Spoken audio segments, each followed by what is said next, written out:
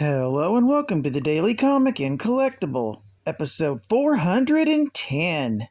Now today, the collectible of the day is the Toybiz Toys, Marvel Comics, Spiderman animated series, Spreading Wings, Vulture action figure. When his business partner attempted to swindle Adrian Toombs out of the flying harness he had invented, Toombs stole the harness back and embarked on a life of crime as the high-flying Vulture. Recently rejuvenated, the Vulture is now a more dangerous threat than ever, as Spider-Man has learned to his lasting regret.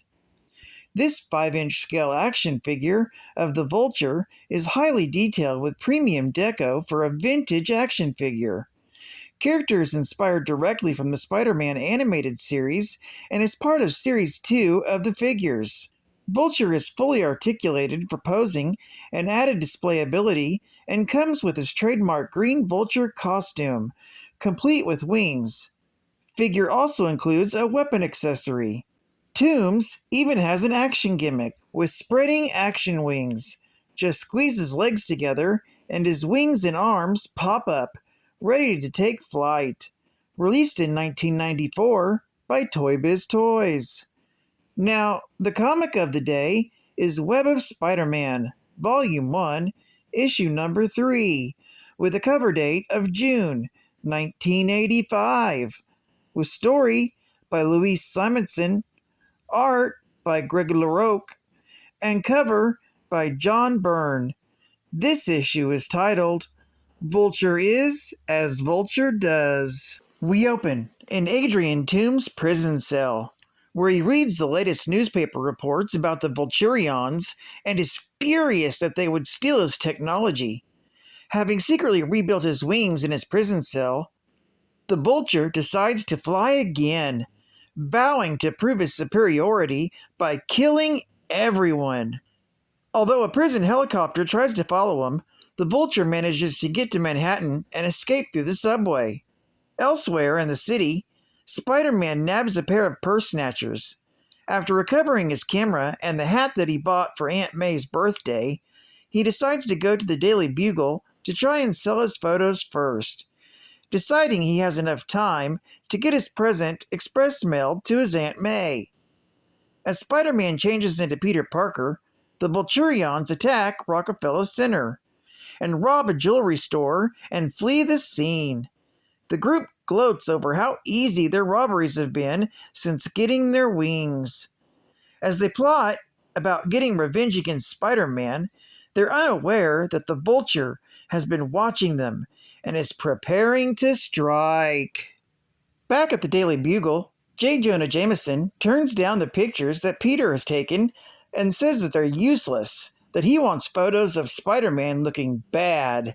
As Jameson walks away, Peter is greeted by Mary Jane, who has come for their lunch date. Before they can go, she hears a radio report that the Vulture escaped prison over her headphones.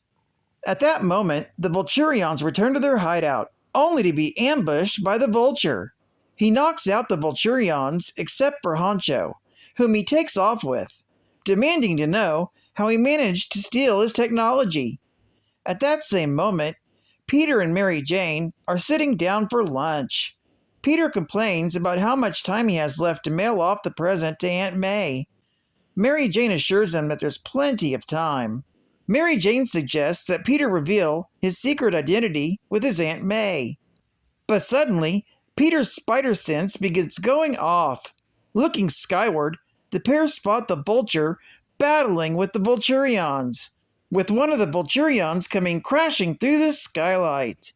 Peter insists that he has to do something before someone gets hurt. Mary Jane is upset with him because the last time he battled the Vulturions, he was almost killed. Meanwhile, in Queens, Aunt May and Nathan Lubinsky are preparing for May's birthday. They're also concerned about their money troubles, and Nathan once again suggests that May talk with Peter about it. However, May is still mad at Peter and refuses to tell him. When they hear a radio report about the Vulture's attack in the city, The couple recall how they previously met Adrian Toombs when they were living in the nursing home together. Nathan suggests jokingly that he take Toombs up on his past offer to join him as a partner in crime to solve their money woes. Back in Manhattan, the Vulture has lured the Vulturions into Times Square, where his superior flying skills are an asset among the massive billboards and neon signs. As the Vulture begins to trounce the Vulturions, Spider-Man arrives on the scene. He's chastising himself for going off and leaving Mary Jane to worry. When he stops the Vulture from killing one of the Vulturions, seeing his longtime foe prompts the Vulture to flee the scene. When Spider-Man snags Toombs by a web line, the villain begins trying to knock him loose by flying through the massive billboards. During the fight, Spider-Man is struck by one of the Vulturion's darts. Although Spider-Man manages to get to safety before blacking out from the dart, the Vulture manages to escape. Before the darkness takes him, Peter notices it's after 5 p.m., and he's too late to mail Aunt May's birthday present. The next morning, Peter is woken up by Mary Jane knocking at his door. Mary Jane was worried about Peter and is glad that he's okay. She gives him his Aunt May's present, which he left behind when he went off to be Spider-Man. When Peter tries to talk to her about their relationship, Mary Jane insists she can't be involved with him romantically as long as he continues to be Spider-Man.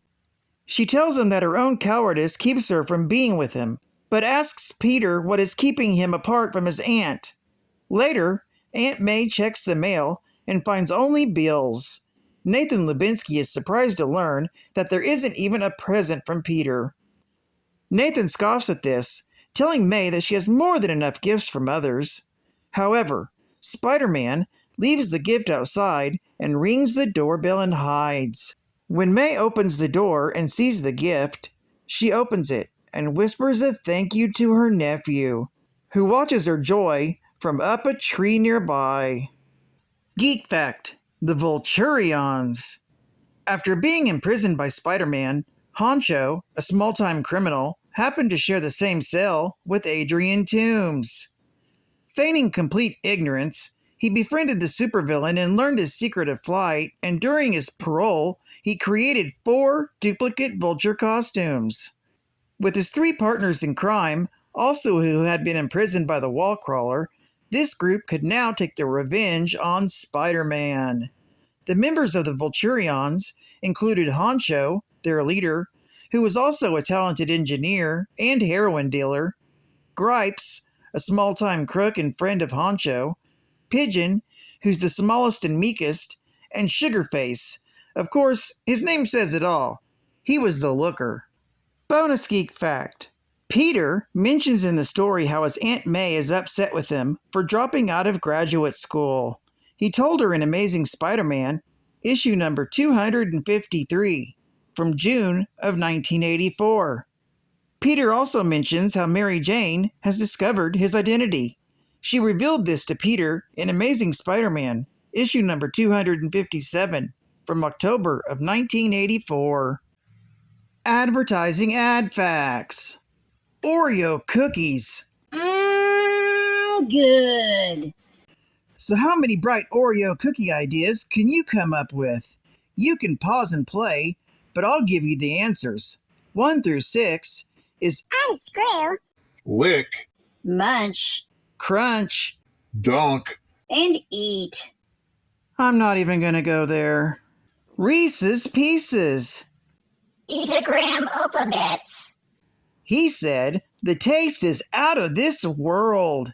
Reese's Pieces are the only words he knows in our language, but he's working on great peanut butter taste.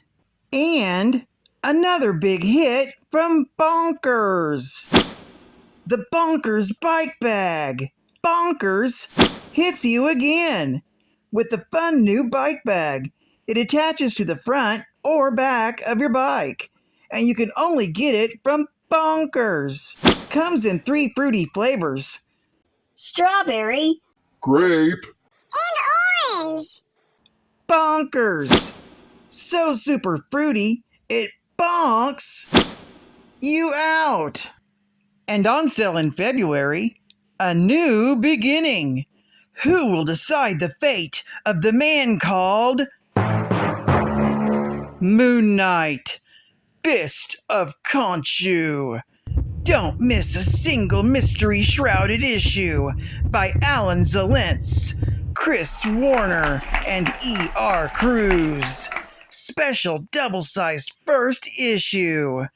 Don't miss it. On sale February.